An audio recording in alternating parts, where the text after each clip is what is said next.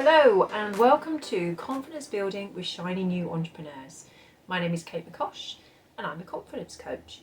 So in previous episodes we've looked at your why. Why are you becoming an entrepreneur? What's in it for you? What is the big goal? Is it something that you were born to do? You just simply must do it? Is it money? Is it greater autonomy? Whatever it is, that will really help you push past procrastination. So it's really key finding your why. In the second episode we looked at where are you headed? Do you have a 1 year, 2 year, 5 year, 10-year goal plan?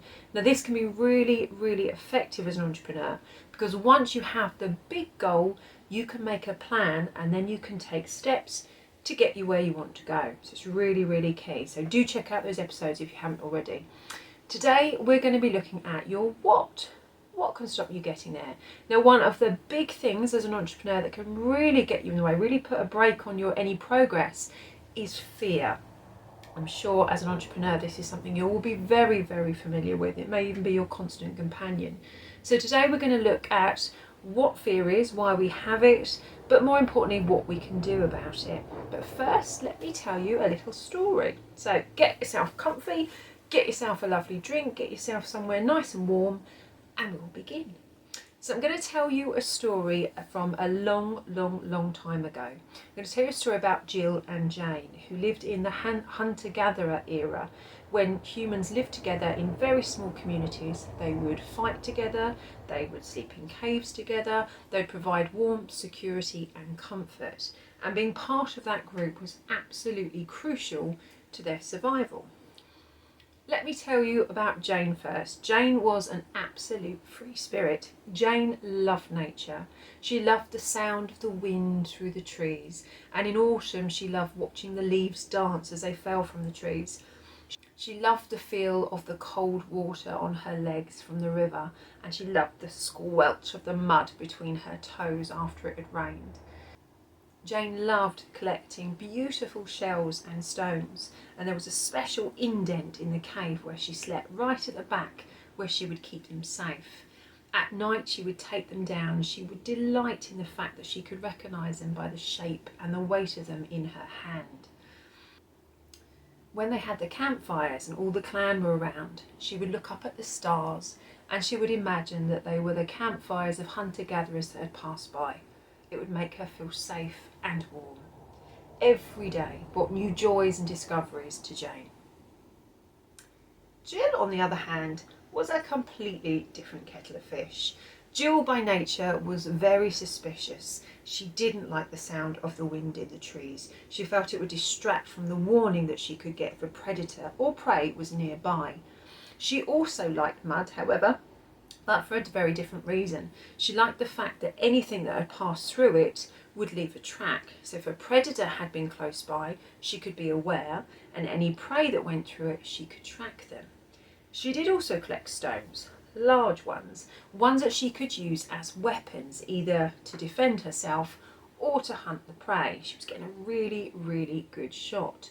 She, like Jane, also slept at the back of the cave, but she really liked the security of the strength of the cave at the back, made her feel safe. She also slept with a spear in her hand and always liked to know that was one of the elders was between her and the entrance to the cave. It made her feel really safe. When there was a starry night, when it was all exposed and you could see all the stars, Jill felt small. She felt vulnerable and unsafe. She didn't like it at all. She much preferred to be somewhere where she could look out and not be seen. Now one day they all decided to go on a hunt. It was getting winter, berries and seeds were becoming less and less abundant. They really needed meat, they were really getting hungry. They set out at dawn and quickly found some prey that they started to pursue. The elders were in front and everyone else was in hot pursuit. By midday they were still following their prey when all of a sudden one of the elders signalled, "Stop." They were so close they could almost taste it. They could hear the wind blowing in the trees where everyone was so silent. Then all of a sudden, snap, there was a sound from the woodland and a big pair of eyes and big teeth appeared. The clan came back, weary, hungry and filled with grief. The predator had scared away their prey But worse than that, they left with 8 in the morning and came home with 7. It was a really, really sad day for the clan. So why on earth am I telling you a story about hunter-gatherers when this is a series for new shiny entrepreneurs? How on earth is this relevant? Well, knowing what you know about Jill and Jane's character, which one do you think was more likely to survive a predator attack and therefore be more likely to pass down their genes to their descendants? Well, Jill, 100%. Jill was nervous, she was anxious, she was constantly scanning for danger. She always had a rock in her hand, ready to throw at something, any dangers that came up. So absolutely, we're much, much more likely to be descendants of Jill than we are of Jane. Jane may have been distracted by the wind, she may have been distracted by leaves, she may have found a pretty shell. She was having a lovely time, but she wasn't scanning for danger. So we are absolutely going to be descendants of Jill, and therefore we may share her anxious traits. Now, for Jill, scanning is what saved her. She would absolutely be safe because she had this quick warning system. Now, as much as our brains have evolved since that time, we now have this wonderful prefrontal cortex, which is the heart of our logical thinking, planning, all our executive functions. We now have this wonderful part of our brain that can do all of this, which Jill and Jane wouldn't have had access to. But, however, although we have this evolved part of our brain, we still have the same limbic system, the early warning system, that they had. It hasn't evolved, it hasn't changed. So, just as their brains were scanning, our brains also scan for danger and are constantly on the lookout for threats. Now, the key word here is perception. They are, if the amygdala, which is the structure within the limbic system, which really does have this big red panic button, if this amygdala perceives a threat, it's going to push the button, and the adrenaline response in our body is going to start. Now, perception, as I said, is key. Now, imagine someone turns up at your doorstep. They look very, very pale. They've got big dark rings under their eyes. They've got scars everywhere. They've got blood coming off, and they look awful. They look like they're in pain, and they're kind of making a sort of a noise. If they come on your doorstep, most times of the year, you are going to be terrified. You're going to be, oh my goodness, we're under attack. What's happening? Halloween. You'll probably laugh, and you'll probably let him help himself to some sweets. So exactly the same situation, but completely different perception. So the amygdala is looking for a threat, a real threat. Now, we'll use our memories, our experience, etc. to judge whether something's a threat, but it's more likely to perceive a threat than not. Obviously, it's designed to keep us safe.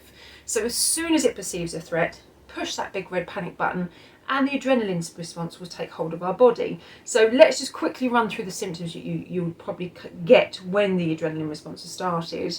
I'm sure you'll be very familiar with it from biology at secondary school.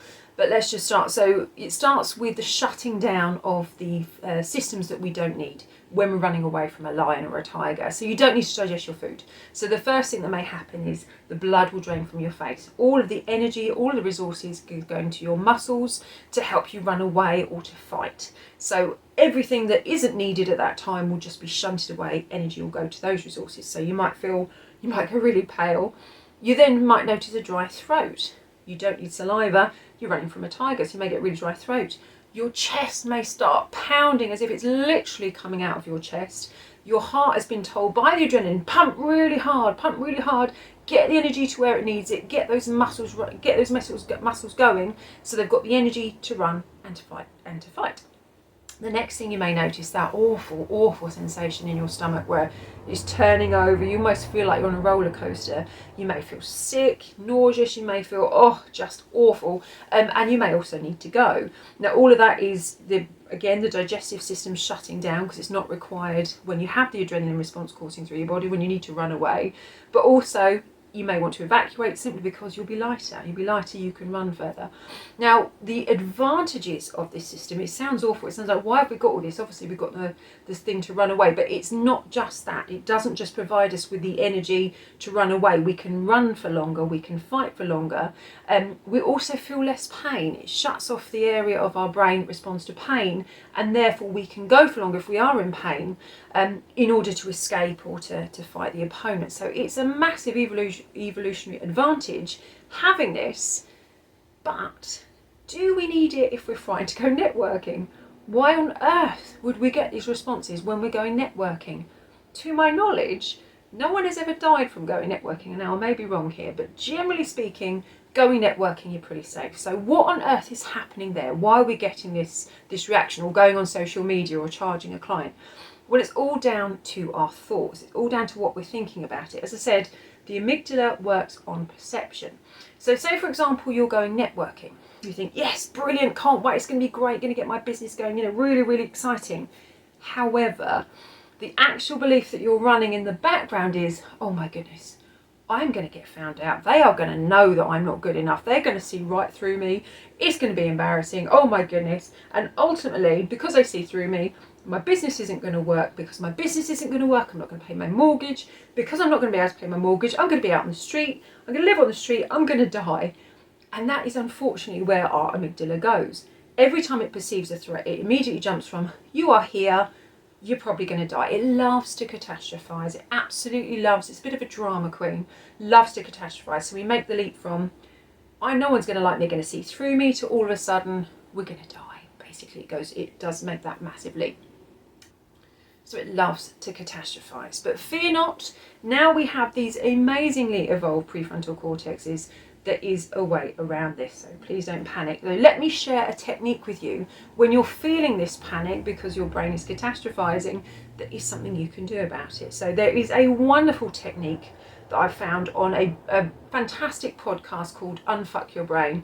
Absolutely brilliant. I love getting techniques, hints and tips from all over the place, and this one I have to say highly recommend. So Unfuck Your Brain, and this one is to deal with fear in the moment. So you're going networking, or you're going social media, or whatever it is, whenever you notice that you've got those anxiety, that anxiety building up in your body, the adrenaline response, whenever you notice that, this is what you can do. Now, don't worry about writing it down. You can go to my website. I'll give the details afterwards. And I've created a card for you with all the details on there. But let me just run through it quickly with you now.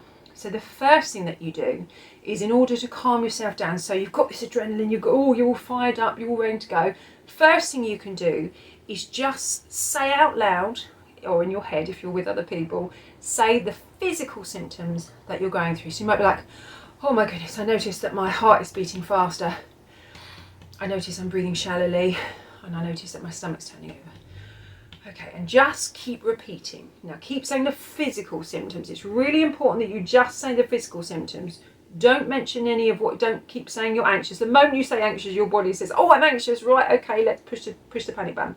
Don't say that, just the physical symptoms. So I notice I'm having shallow breathing.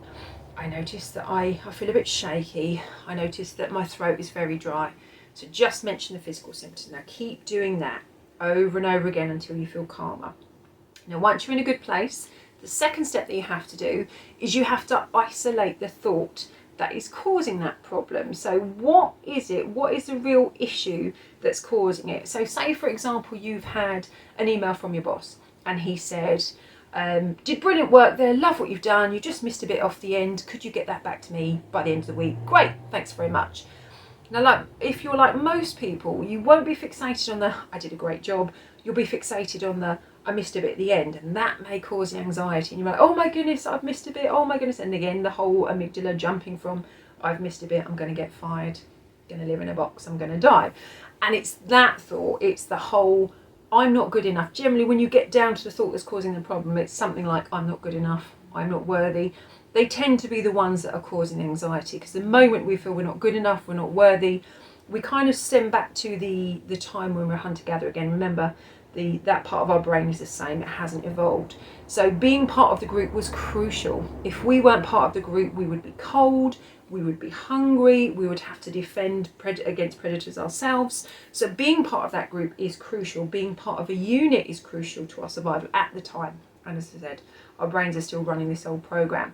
So therefore, we panic, we think we're being excluded from the group, we think we're going to die, we start getting this panic response. So find the thought. So you're not having the thought, you're not anxious because you've missed a bit of work, you're anxious because you think you're probably not good enough. I've missed out, I'm not good enough. And keep asking yourself, what is the thought that's causing this anxiety? And you'll know when you've reached it, because your body will react. You'll be like, oh yeah, that's the one. So Keep going. So what does this mean? Keep asking, what does this mean? What does this mean? What does this mean? Until you will know, your subconscious mind will immediately know when you've got to the thought that's causing the problem. Once you've got to that, write it down and then find an alternative. Okay, so I've thought I'm not good enough. Is this true? Actually, I am good enough. I've done really good work before. I've got loads of positive feedback from my clients. What action can I take to change this? How can I make this better? How can I resolve this? You notice immediately by asking these sorts of questions, you take almost the blame off yourself into action, positive action, and that immediately stops that response. It kind of dampens it. It dampens the work of the amygdala and makes you feel much more positive. So start isolating the thought and then find a better thought. Find one that makes you feel better. Simple, but very, very effective. Now, I have, as said, on my website, confidencebuildingwithkate.co.uk, I have created a card for you with the details of how you do this technique. So print it off, put it in your purse, stick it on your computer, stick it on your fridge, stick it by your bedside table, wherever you're going to see it, and really, really use it. Now, you know now why you get anxiety, because of Jill. Poor old Jill. We get it because we're descendants of her. Our brain is constantly scanning for danger, but we know that just because we feel anxiety doesn't mean that we're actually at risk. So this is just a primitive reaction to us think we're going to get eaten and we're going to die. We're not going to die, so we don't need the anxiety. So as soon as we know that, just the left-hand side of our brain needs logic. Now, once it understands that alone can dampen the effect of the amygdala. So once you've got that, and then you've got this technique as well, it can really help you to be calmer and just think, I've got this. Just keep repeating these steps until you feel better. So really, really hope you enjoyed that. As I said, it sounds very, very simple, but it really is powerful stuff. Understanding what fear is, why we have it, and what you can do about it can really help. As an entrepreneur, we need everything we can to help push past our comfort zone, to get into that stretch zone, push past procrastination and do what needs to be done. So I really hope this works for you. Anyway, the next one we're going to be looking at even more the power of our thoughts. So very much look forward to seeing the next one. All the very best.